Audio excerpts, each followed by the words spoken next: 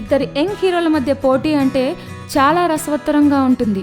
ఇంతకీ ఆ యంగ్ హీరోలు mega power star cherry, natural star Nani మధ్య అంటే ఇంకాస్త సస్పెన్స్గాను ఆశ్చర్యంగానూ ఉంటుంది. అయితే మీరనుకుంటున్నట్లు అది రియల్ పోటీ మాత్రం కాదులేండి, అది సినిమాల విడుదల పోటీ మాత్రమే.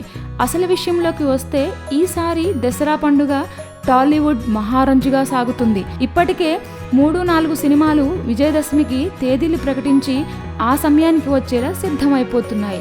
ఈ దసరాకి కనీసం 6 సినిమాలు థియేటర్లో సందడి చేయడం ఖాయం. విజయదశమి తర్వాత సహజంగా దీపావళిపై సినిమాలు విడుదలకు రెడీ అవుతాయి. కానీ ఈసారి టపాసుల పండగ ఆదివారం వచ్చింది అంటే వీకెండ్ పేరుతో మరో రోజు ఎంజాయ్ చేసే ఛాన్స్ లేదు. అందుకే ఈసారి సినిమాలన్నీ దీపావళిని కాదని క్రిస్మస్కు సిద్ధమవుతున్నాయి.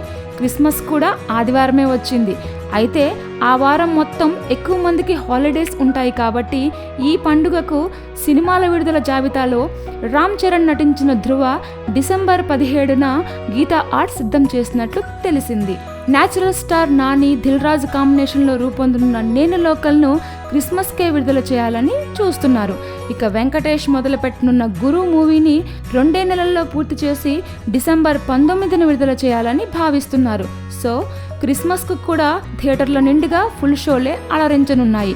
మరి ఈ పోటీలో చెర్రీ వర్సెస్ నాని ఒకేసారి తమ సినిమాలు బాక్సాఫీస్ బరిలోకి దించుతుండడం బాక్సాఫీస్ ఫైటింగ్ను ఇంట్రెస్టింగ్గా మార్చింది. Please subscribe. Hi, it's me Purna. Please subscribe.